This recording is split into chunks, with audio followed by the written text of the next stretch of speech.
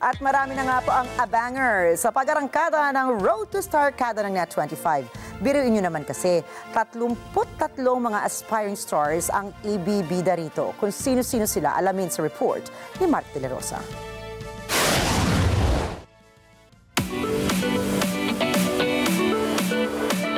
Mga ka-Net25, ready na ba kayo sa bagong programa na siguradong dadagdag sa viewing habits nyo?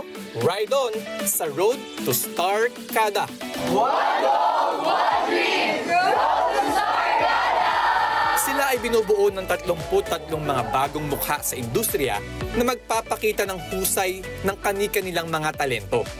We are trying our best na lahat sila magkatrabaho.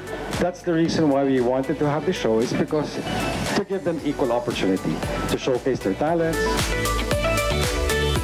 Kaya naman, makiride na sa unang journey ng Road to Star Kada sa Lunes, December 18, mula alas 5:30 ng hapon hanggang alas 6 ng gabi. Gusto ko lang naman talagang iparating sa inyo na yung mga pangarap ng mga bata ay malapit nang maabot or naabot na. Okay? Dahil meron na po silang show na ihahandog po sa inyo.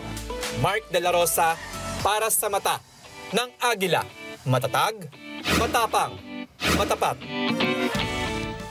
Maraming salamat sa inyong pagsubaybay sa Mata ng Agila Primetime. Para malaman ang matatag, matapang at matapat na mga balita, ay i-follow lamang at mag-subscribe sa @Net25 TV.